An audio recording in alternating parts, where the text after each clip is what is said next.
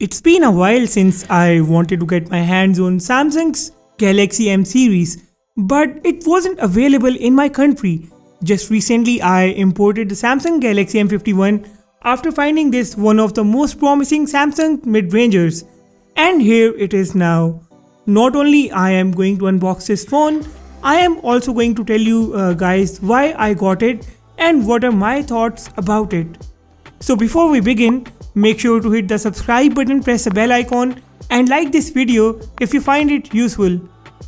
Alright, so here is the box of the Galaxy M51 and I've got this phone in the black color. This variant has come in from the UAE and its price for different regions will be appearing on your screen.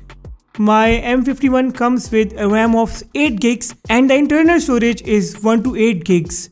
Let us now unbox the phone.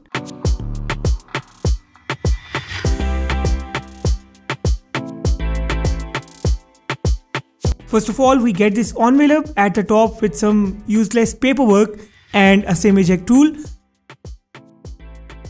Surprisingly, there is no TPU case in the box. Here is the Galaxy M51 with the phone's highlights mentioned on the top sticker. I'll just power this phone on and put it on a side for a while. And here is a very nice headphone, a USB Type-C to Type-C cable is in the box. And a 25-watt superfast charger of the phone is there as well. I'll set this phone up and get back to you quickly. Alright, our M51 is all set now. This phone brings a massive 6.7 inches Full HD Super AMOLED screen with Gorilla Glass 3 protection. Unfortunately, there is no screen protector at the top of the screen.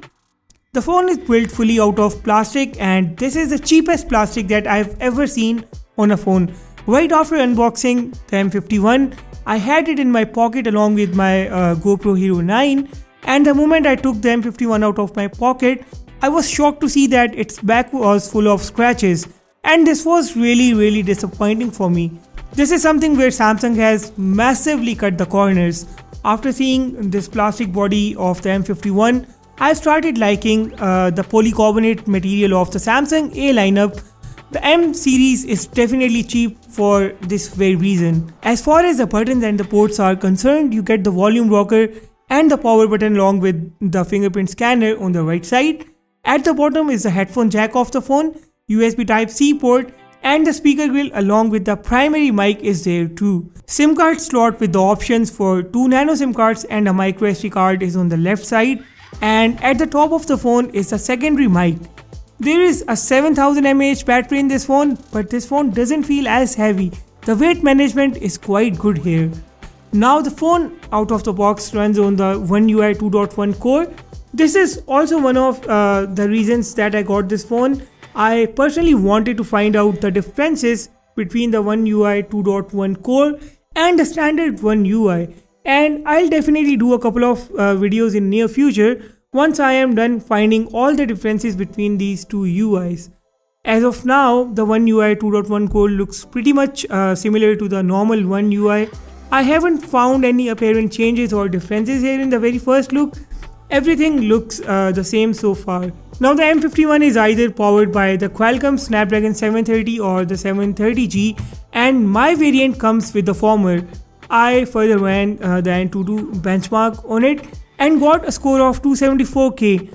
I also ran that 3D gaming benchmark and the result is appearing on your screen. Camera sensors include a main 64 megapixel sensor while the rest of the camera details along with the front 32 megapixel sensor are appearing on your screen. Now one of the very good things about this camera sensor is that Samsung has used the Sony IMX682 sensor. And I am personally a fan of Sony sensors as their color production is much better than any other sensors. The front camera sensor also comes from Sony and it's IMX616. We have seen the same sensor on the Samsung Galaxy A51, A71, Note 10 Lite and the Samsung Galaxy S10 Lite as well. Camera app also offers the basic One UI camera features. I took this phone with me on a trip up north and I got a chance to shoot some very exciting videos and images. I'll attach some of those here while the remaining will be shown in the full camera review and the camera comparisons of this phone. While you watch the camera samples, I will sign off and start working on the full review of this phone. Now make sure to stay tuned because I am also going to publish the OnePlus Nord's unboxing and quick review, and the Poco X3's video is on your way as well. Let me know about your thoughts in the comment section down below. If you liked this video, hit the like button, and if you loved it, please subscribe. With that said, I will sign off and see you in the next video.